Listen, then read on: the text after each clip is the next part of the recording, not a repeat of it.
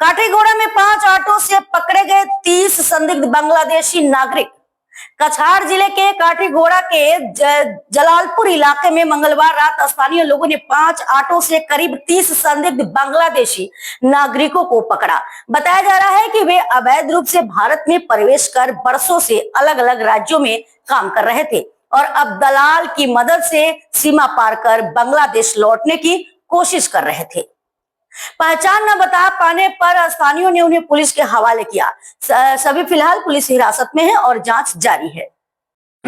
একরামুল কোন জায়গার বাসা জানি না। কত টাকা তাও বলতে পারো নাই। তোমার মেইন ভাষা কই? গুজরাট। হ্যাঁ গুজরাট কই পাইতে? গুজরাটের প্রেসিডেন্ট জিও কে সিএম কে প্রধানমন্ত্রী জিও কে মুখ্যমন্ত্রী কে শেহজাদ খান। অল্প আগে এখানে আমাদের এই ভৈরবপল্লীতে দুটা অটো ধরা হয়েছিল এবং এই অটোতে সন্দেহযুক্ত বাংলাদেশি লোক ছিলেন।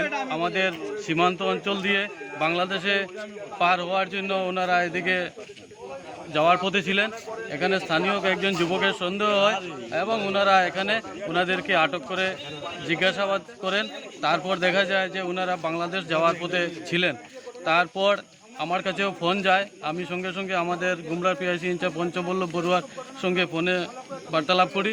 তারপর উনি এখানে দলবল নিয়ে ছুটে আসেন এবং আসার পর ওনারা সঙ্গে সঙ্গেই এখানে যারা আমাদের এখান থেকে বাংলাদেশ পাচারের পথে যাত্রীরা ছিলেন ওনাদেরকে করায়ত্ত করে ওনারা পুলিশ ইনভেস্টিগেশনে ওনারা নিয়ে যায় এবং আমি প্রশাসনের কাছে আমি এটাই আশা রাখছি ওনারা আমাদের এখান থেকে যে সিন্ডিকেট যেটা চলছে আমরা শুনতে পাচ্ছি বিগত কিছুদিন ধরে এই অটোতে করে বাংলাদেশে পাচার হয়।